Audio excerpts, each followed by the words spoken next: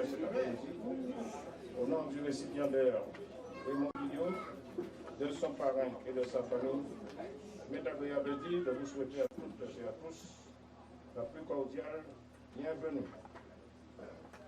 Merci à M. Aramis Saobo, représentant le conseil régional, merci au maire de Bouillon, il est plus succédant, il n'y en a pas deux.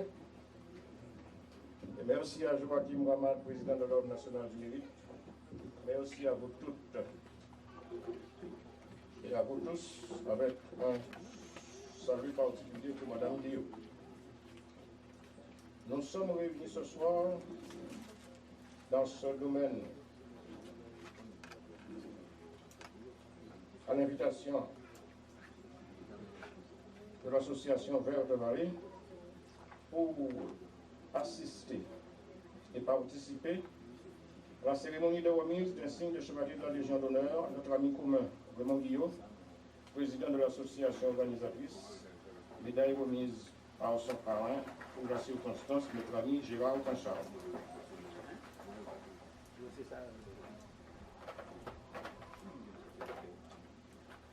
J'appelle à la table d'honneur le président de la Société d'entraide des membres de la Légion d'honneur, le lieutenant-colonel Camille Plaisant.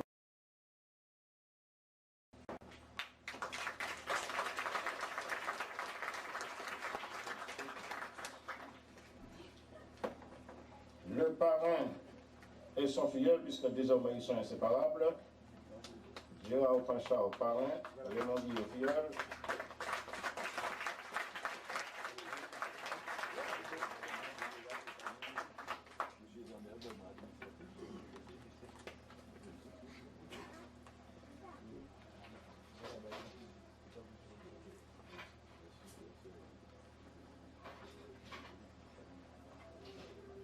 Le drapeau et sa garde d'honneur sont invités à venir prendre place sur les sièges qui leur sont réservés.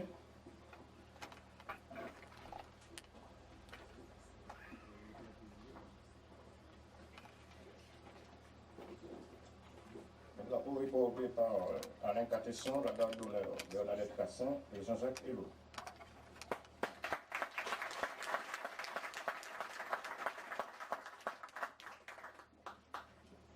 Je vous demande de réserver le même accueil à Élodie Guillot, chargée de la présentation de l'insigne.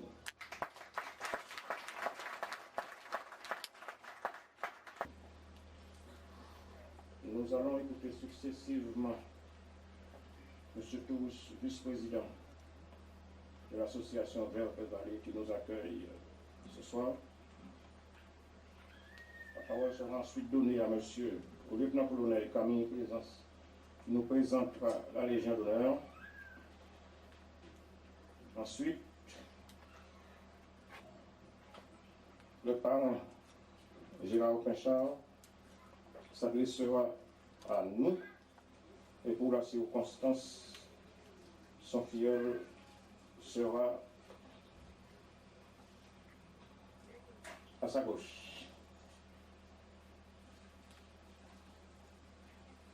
La cérémonie en elle-même, comme le précise le Code des ordres nationaux, n'est pas une vaine formalité. Elle doit se dérouler selon des règles précises qui sont des dispositions tutélaires de l'ordre.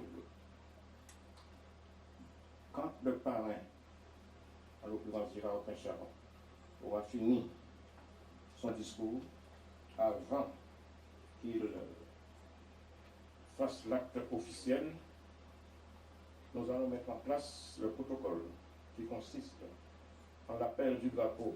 Et d'abord, nous allons nous déplacer pour que tout le monde soit plus à l'aise. Le drapeau et sa garde d'honneur viendront se poster à la droite du groupe. La jeune Élodie sera appelée à se mettre face au récipiendaire et son parrain, ou coparrain, et la médaille à portée de main. Tous les décorés des ordres nationaux, la Légion d'honneur d'abord, viendront se poster derrière le groupe déjà formé. La médaille sera alors remise, l'accolade donnée Et ensuite, nous allons écouter la Marseillaise. Je ne vous ai pas dit que vous serez debout, vous le savez très bien, ce serait vous faire une insulte que de vous le dire. Ensuite, toute l'attitude sera donnée aux filles pour nous faire connaître ces impressions de nouveaux légionnaires. Parce que tant que l'insigne n'est pas épinglé par le parrain, le candidat n'est pas encore légionnaire. Alors, dès qu'il sera légionnaire, il s'adressa à nous et il vous dira la suite de la soirée. Alors, pour que tout se déroule à la satisfaction du récipiendaire, de son parrain, de l'association Verte Vallée, de toute la famille, je vous demande respectueusement, puisque vous êtes sages, de respecter scrupuleusement les consignes qui seront données. Le récipiendaire, après s'être adressé à nous, congratulera son épouse et quelques membres de la famille Bosch, congratulera une dizaine d'invités, et ensuite, ne vous en faites pas, il passera dans la salle où vous voulez vous approcher de lui pendant le cocktail, de façon à ce qu'il n'y ait pas un embouteillage et que nous perdions du temps entre guillemets. Alors, c'est pour le bon déroulement de la cérémonie. Alors, si vous voulez bien, on va maintenant passer à la phase active de cet après-midi. J'invite M. Taurus à venir au micro en sa qualité de vice-président de l'association Verte Vallée.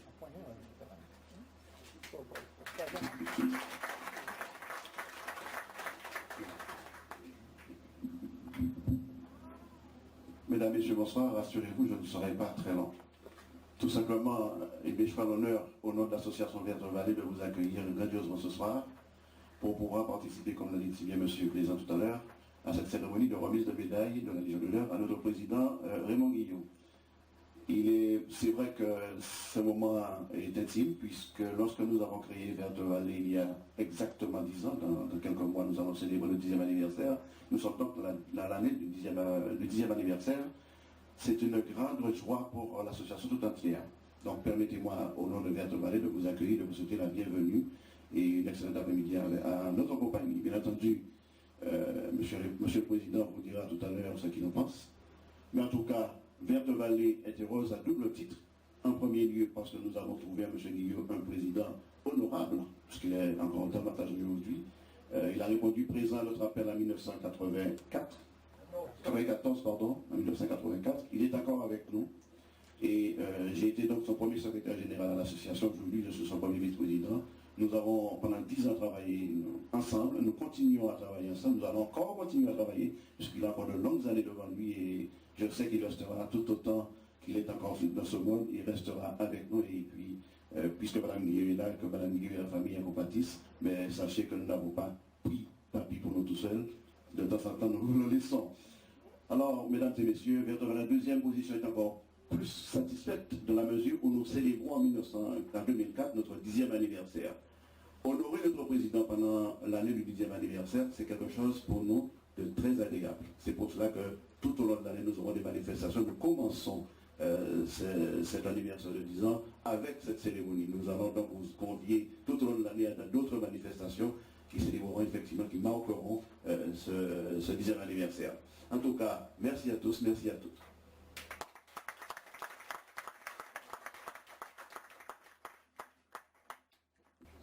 Maintenant, comme je vous l'ai dit tout à l'heure, la parole est au lieutenant-colonel Camille Plaisance, président de la section locale de la Société d'entraide des membres de la Légion d'honneur. Il va vous présenter la Légion d'honneur, qui est le premier ordre national français.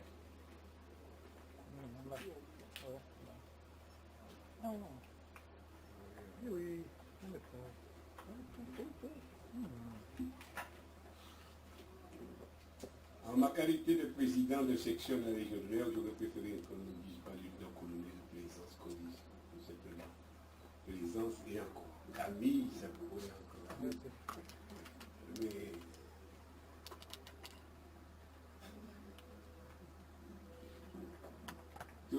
n'est pas de mon avis, mais mon avis, pour moi, me suffit. Voilà.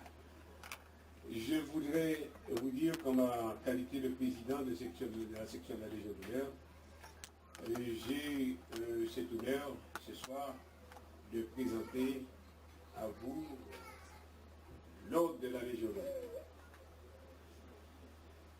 De tout temps, des récompenses honorifiques ont été décernées au courage, au talent, à la vertu. D'où les ordres de chevalerie. Au Moyen Âge, ces ordres de chevalerie étaient très nombreux. Et on trouvait les frères hospitaliers, le Saint-Sépulcre, l'ordre de Malte, des Rhodes, les Templiers, de Saint-Louis, du Saint-Esprit, etc., etc. C'était des ordres héréditaires. La Révolution française, comme vous le savez, a nivelé dans un souci d'égalité et a donc supprimé tous les privilèges. Mais les tiers États avaient fait remarquer qu'il fallait quand même récompenser certains, et il avait coché dans ce cahier de doléances qu'il serait bon d'instituer une récompense décernée aux citoyens de toutes classes qui la méritaient par l'éminence de leurs vertus patriotiques et l'importance des services rendus. Ce projet mûrit et fit l'objet de la loi du 29 Floréal l'an 10 de la République, c'est-à-dire le 19 mai 1802. C'est ainsi que naquit la Légion d'honneur. La Légion d'honneur, c'est le plus prestigieux des ordres français.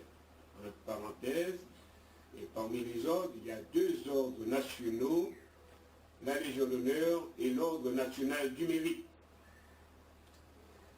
La Légion d'honneur est accordée aux femmes et aux hommes, aux civils et aux militaires, qui se sont distingués pour les services éminents rendus à l'État.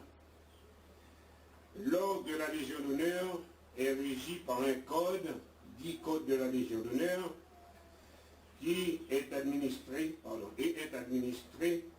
par une grande chancellerie, dit la grande chancellerie de la Légion d'honneur, et le président de la République est le grand maître de l'ordre. L'ordre comporte plusieurs grades, il y en a 3 exactement, le grade de chevalier, le grade d'officier, le grade de commandeur. Et il y a 2 dignités, le grand officier et le grand croix de la Légion d'honneur. Comment devient-on légionnaire? C'est-à-dire membre de l'ordre de la Légion d'honneur. Retenons d'abord que l'on ne demande pas à se faire décorer soi-même. On ne peut pas demander à être légionnaire.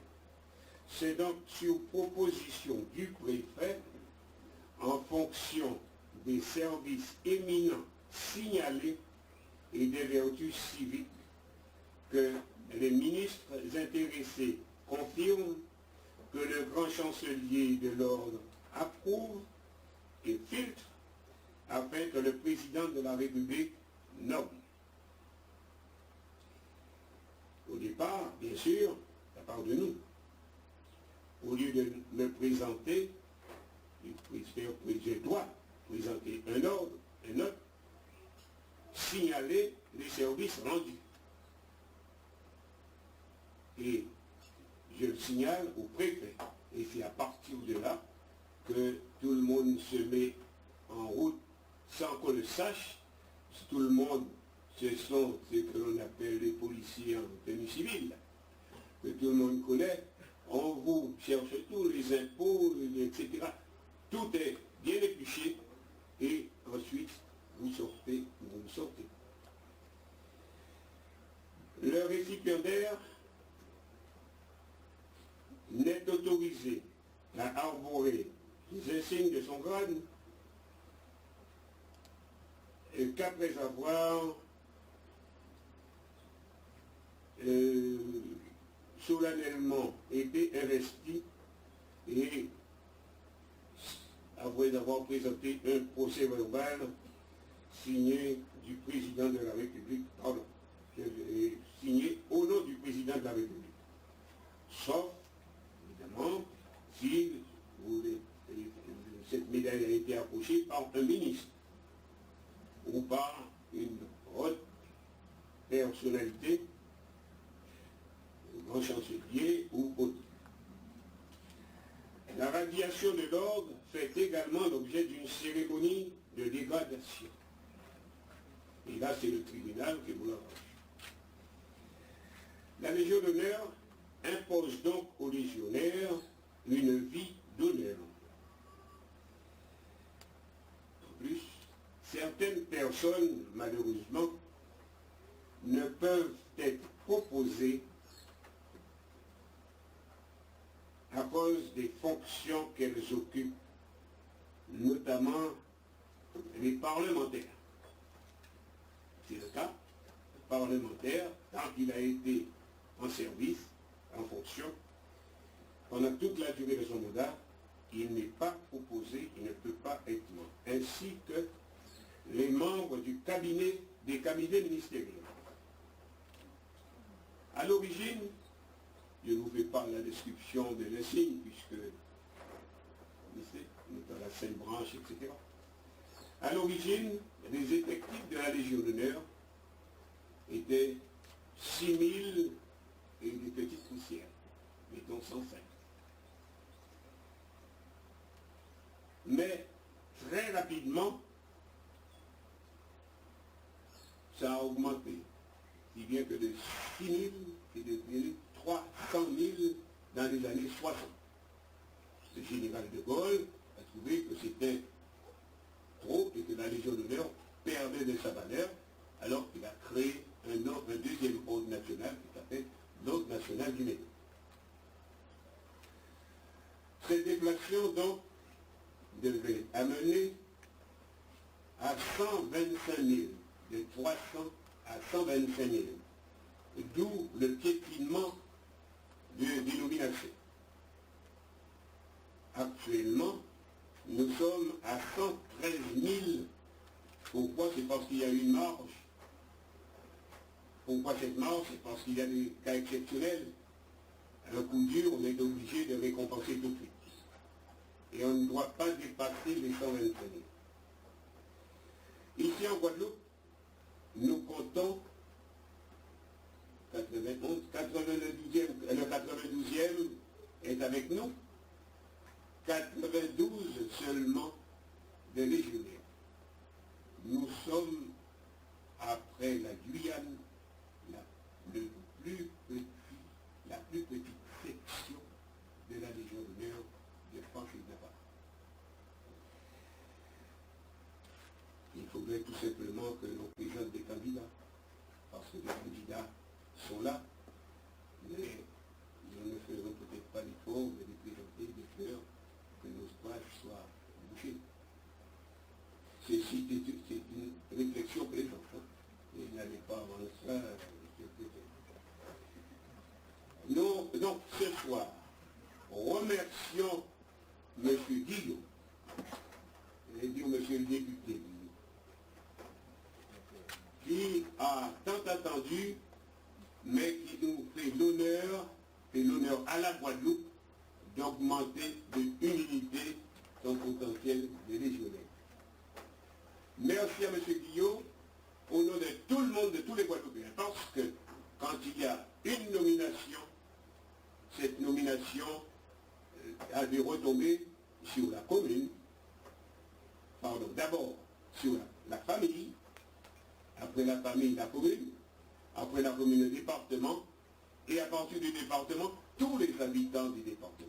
Autrement dit, ce soir, tous nous sommes chevaliers de la Légion d'honneur. grâce à M. Guillaume.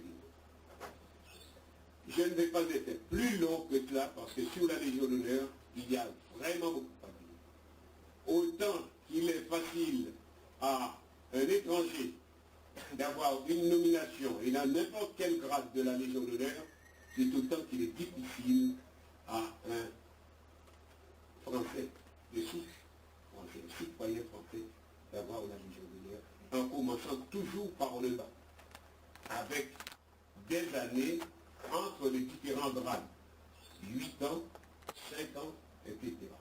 Si bien qu'il y a des gens qui restent 30 ans chevaliers et qui peuvent ne pas dépasser le stade de chevalier, alors qu'à côté, il y a du fait qu'on n'est pas français, on est étranger, quand on est nommé à titre étranger, on a des facilités. Encore une fois, merci à M. Guillaume de nous avoir et de nous avoir fait mériter cette nomination.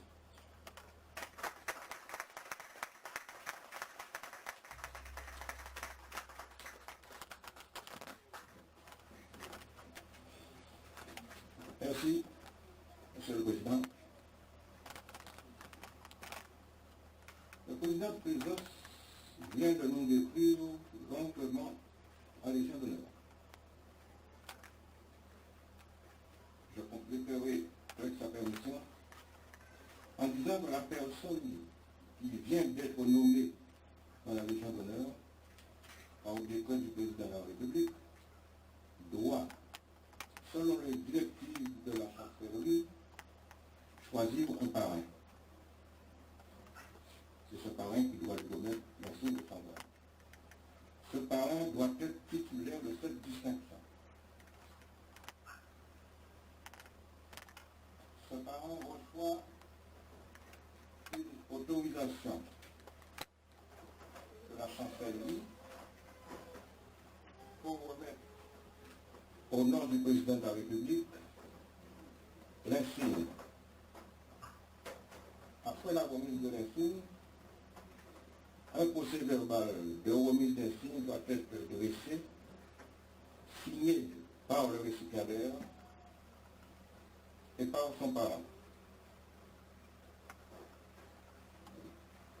Il est écrit dans le Code des ordres nationaux que la remise des insignes n'est pas une vaine formalité. Elle doit se dérouler selon des règles précises qui sont des dispositions tutélaires de l'ordre. Elle doit se dérouler dans des conditions qui sont de nature à rehausser des plats. Rehausser des plats sur votre participation à vous, sur la présence du drapeau et de sa garde d'honneur, sur la présence de l'Élysée ce soir pour présenter un film. Maintenant que tout a été dit sur la Légion d'honneur, sur le cérémonial, nous allons écouter le parent général Machard, je ne dirai pas ce qu'il a dit, et pour l'occasion, nous demandons à son filière de venir vouloir se mettre à sa gauche. Mesdames et Messieurs, Monsieur le Président, Mesdames et Messieurs, chers amis, je vais vous parler en bref, si l'on peut dire, en face de Raymond Guillaume, parce que s'il fallait évoquer ce qu'il a réalisé, ce qu'il a fait de sa naissance jusqu'à ce jour, ce serait un épisode. Et ce n'est pas dans mon tempérament de toute manière. Donc je vous disais que Raymond Guillaume est né à Saint-Claude en 1919. Il y passe toute son enfance et son adolescence. Poitou, élève à l'école de Garçon, puis du lycée Gervais-Léas et du lycée Carnot à Pont-à-Pitre. Il obtient son baccalauréat en philosophie en 1940. Il accomplit son service militaire au fort de Grèce, qui s'appelait à l'époque le fort Wisson. Et pour pouvoir poursuivre ses études en France occupée par les Allemands, il rentre dans l'enseignement et il fait carrière. Instituteur suppléant des habitants à Capesterre, puis à Saint-Claude. Il est nommé en octobre 1945 directeur de l'école mixte de Bouillon. C'est la commune la plus déshérités de la Côte-Sauveur et la plus épargnée de la Guadeloupe. En plus de sa fonction d'enseignant, il devient infirmier à la demande du docteur Hénan et l'insulant qui dessert celui d'un petit réduit de l'ancienne mairie qui sert de dispensaire communal. Car il n'y a ni médecin, ni infirmier en Bouillon. Il fait donc franchement l'agriculture aux malades, naturellement dans le niveau de l'agriculture. Il est le plus écrivain public. Puisqu'il se met au service de Dieu au Bouillon, pour la plupart illettrés, afin de les aider à constituer leur dossier de demande d'allocation de vie travailleurs. Il redresse le niveau de son école en quelques années avec des succès importants au certificat d'études qui, à cette époque, était la plus prisée. À la demande de la population, il a été maire en 1953, conseiller général en 1954. Pendant 30 ans, il restera à la tête de la commune. Il transformera Bouillon pour en faire la commune la plus développée de la Côte-Sauveur. De 1973 à 1981, il est député de la circonscription de la Terre. Battu aux élections législatives en 1981, il se retire du Conseil général en 1982, de la mairie en 1983, pour un numéro bien mérité, en dépit évidemment de l'existence de ses amis qui lui demandent de rester. Élu en 1953 pour l'étiquette communiste, il se désolidarise de ce parti en 1963. Il capte entre Staline a été un des plus grands criminels de tous les temps. Les goulags et les asiles aliénés pour les opposants au régime soviétique existent vraiment. Il s'oppose donc plus à ses amis du Parti communiste guadeloupéen qui demandent l'autonomie qui est en réalité l'indépendance. Il est exclu du parti en 1964. Retiré dans l'hiver de la propriété familiale, il reprend du service en 1994 quand, avec des jeunes de la vallée, ils fondent l'association Verte Vallée. Très vite, Grand-Rivière est transformée, fleurie. En 1998, la Légion confie à Verte Vallée la gestion et l'animation du domaine de la Rivière. Verte Vallée remet en état la plantation pour qu'elle soit, comme au début du XXe siècle, la plus belle plantation caféière de la Côte-Sauveur. Il n'y a plus de chômeurs dans la vallée et le recrutement du personnel dépasse les limites de la commune de 2 habitants. La Rivière devient un beau lieu du tourisme guadeloupéen avec 20 millions de visiteurs en l'an 2002. Les distinctions sont obtenues tant sur le plan national qu'international. Finaliste à l'Islam Écotourisme à Vague en octobre 2000, 12e prix du Conseil du tourisme vert à Paris en mars 2001, puis Mars Airlines en octobre 2001 à Barbade.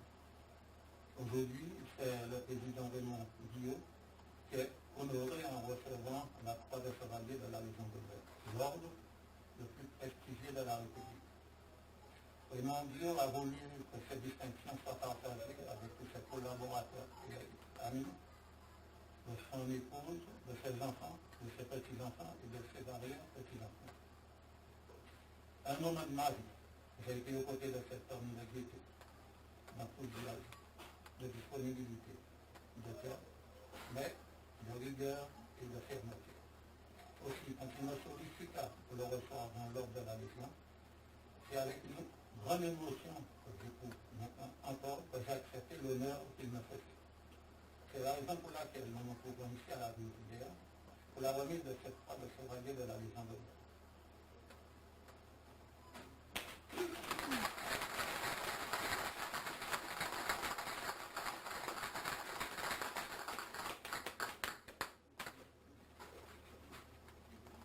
Êtes-vous de venir se poster face aux paroles?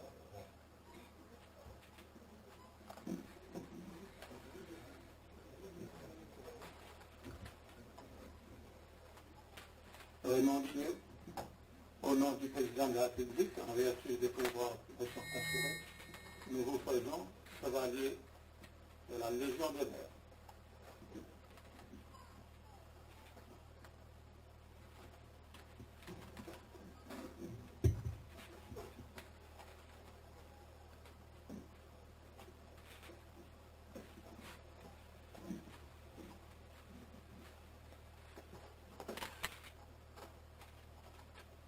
avec ce temps mort, mais il faut bien essayer pour que ça ne se perde pas.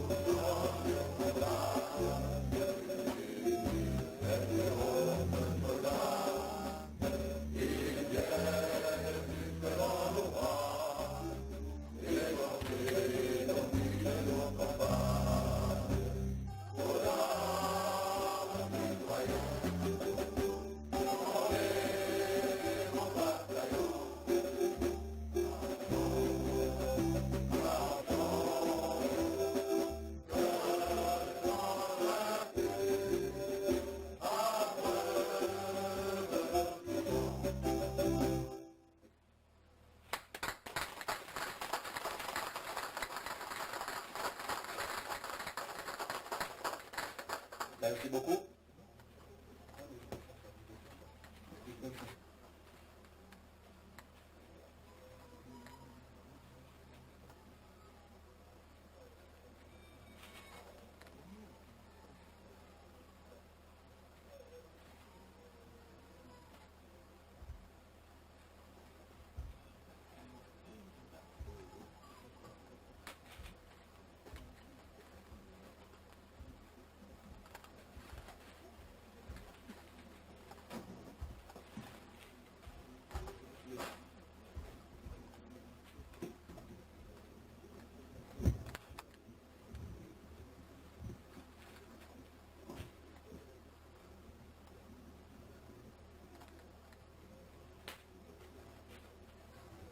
Verbal de réception.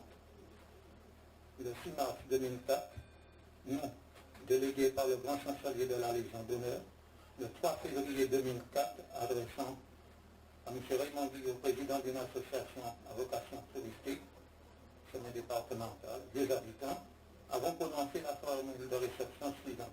Au nom du président de la République et en vertu des pouvoirs qui nous sont conférés, nous vous faisons chevalier de la Légion d'honneur. Puis, nous lui avons remis les insignes de son grade, donné la collade. Immédiatement après, a été dressé le présent procès-verbal pour être transmis à la service, dûment signé par le récipiendaire et nous.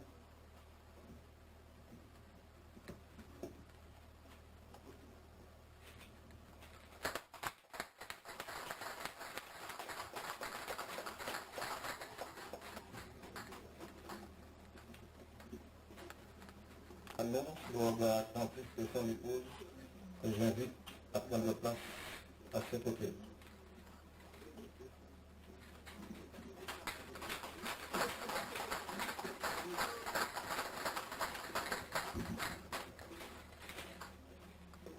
Bien. Donc, que le premier Raymond aura terminé, il saluera ses parents proches, les autorités placées au premier rang, puis les membres de la proche famille, pour ne pas lui imposer une station statique. Au cours du cocktail qui suivra, tout le monde aura l'opportunité de le congratuler, de le féliciter, de le remercier pour avoir tant fait pour la Guadeloupe, pour ses compatriotes, pour la nation. Cette famille est là, c'est-à-dire la Légion d'honneur à la micro.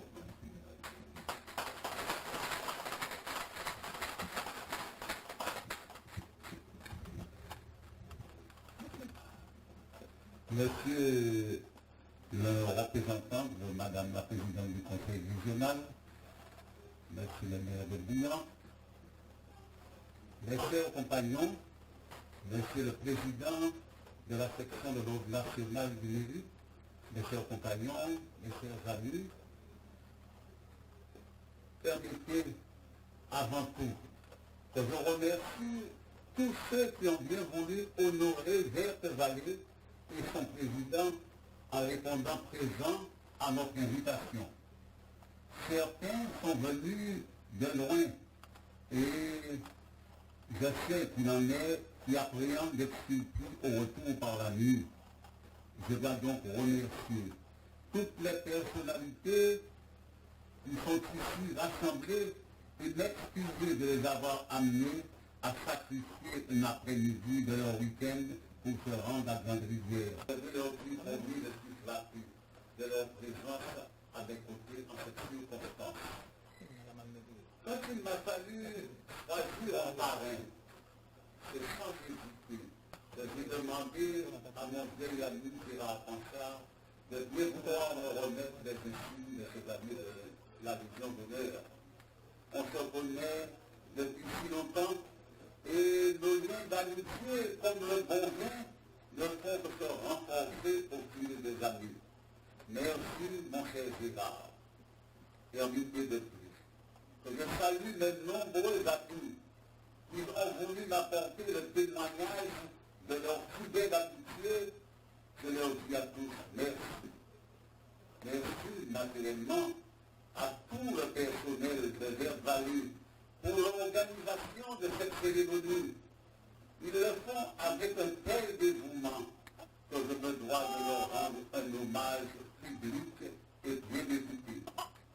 Quand, en 1994, avec quelques jeunes de la vallée, nous avons décidé de créer notre association, nous n'avions jamais pensé que cette initiative utilisait avant tout la protection et le développement local de Grande-Rivière aurait connu une croissance aussi remarquable et aurait permis à son président d'accéder à une distinction honorifique aussi prestigieuse que la Légion d'honneur. Aussi j'ai tenu à associer toute l'équipe de Verte Vallée, tant son conseil d'administration et ses membres, que son personnel, à cet honneur qui doit rejaillir sur notre association.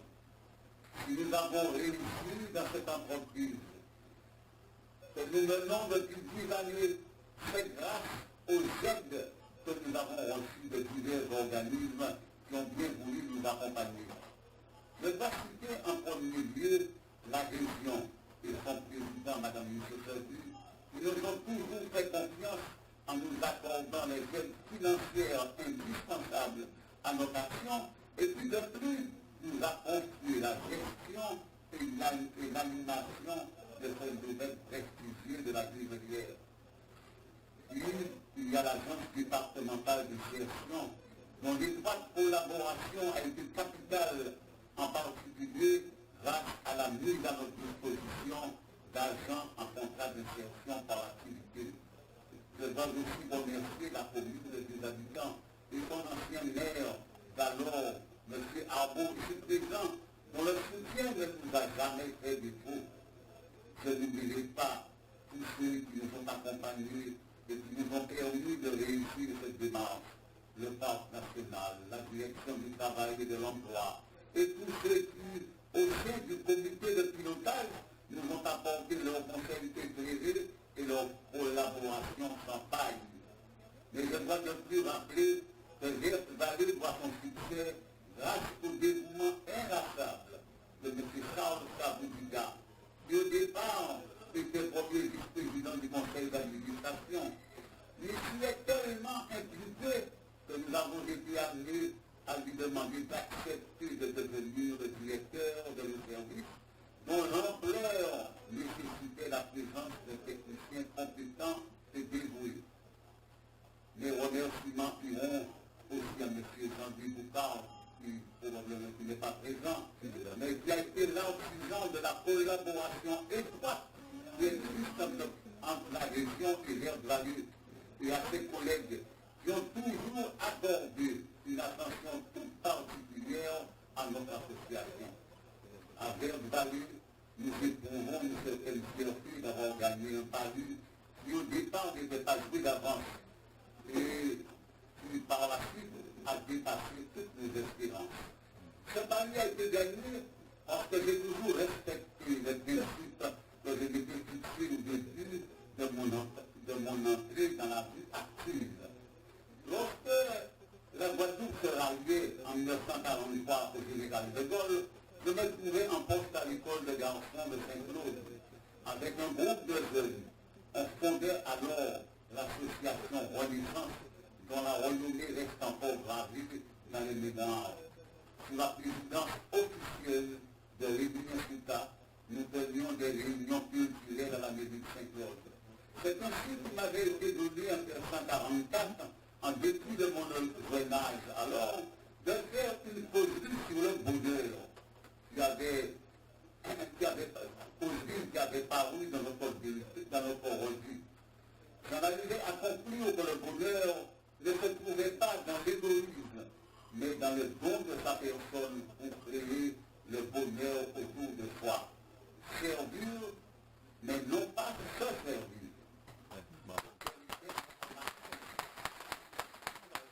Les années ont passé et toute ma vie, je me suis efforcé de rester fidèle à la ligne de conduite que je m'étais tracée à l'époque. Toutes mes actions ont été guidées par cette étude et à l'automne de ma vie, j'ai estimé que je me devais de répondre à l'appel des jeunes de banlieue. Je ne le regrette pas, puisque cela m'a permis d'éprouver des joies très profondes. Si j'ai donné un peu de mon temps, en retour, Vert Vallée m'a apporté beaucoup de satisfaction et je lui en suis très reconnaissant. Le sociologue Desmond Morris, l'auteur du célèbre ouvrage Le Singe nu, rappelle que l'homme qui cesse brutalement ses activités professionnelles pour se complaire dans la douce fragilité de la retraite est condamné à emprunter le chemin du repos éternel. Voilà. Donc, remercier les amis de Vert Vallée de m'avoir offert la possibilité d'échapper à ce syndrome que décrit si bien Desmond Morris. De surcroît, il y a cette joie profonde que l'on éprouve à la vue d'une vallée à la boulue qui se réveille et reprend vie. La tâche n'est pas encore achevée, puisqu'il nous faut lutter encore pour achever de restaurer tous ces bâtiments qui menacent l'île et pour consolider nos acquis. Je demande donc aux équipes de Vert Vallée d'avoir confiance en l'avenir. Mais je dois leur rappeler qu'on ne peut s'arrêter de lutter si on veut bâtir l'avenir. Il ne faut surtout pas s'en remettre à la providence. Et faire, comme le disait Sylvain Racine, en la bouche du personnage qu'il a fait, Dieu lui s'appelle ses enfants dans le besoin, au petit des oiseaux, il donne la pâture, et sa bonté s'étend sur toute la nature. J'aime mieux, quant à moi, suivre les conseils de notre sage Fabrice Lafontaine, qui dit aide-toi, le ciel t'aidera.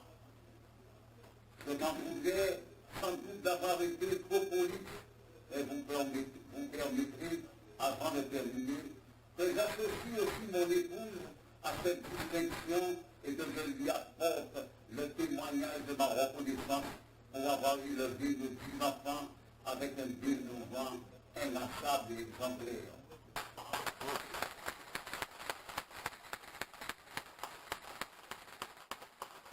Au mois de juillet, si Dieu nous prête de vie, nous fêterons nos noces de diamants après 60 années de vie commune, entourés de nos enfants, de nos bruits et de nos jambes et de nos nombreux petits et arrière-petits-enfants. Pour terminer, je dois avouer, sachant que rien n'est parfait ici-bas et qu'on peut toujours mieux faire, il m'arrive parfois, au soir de ma vie, de me demander si je peux en toute sincérité répéter ces beaux vers du poète Baudelaire que je citais déjà en 1944. Ange revêtu d'or, de pauvre et d'hyacinthe, ô totalement parfait, juste et pauvre d'une âme sainte.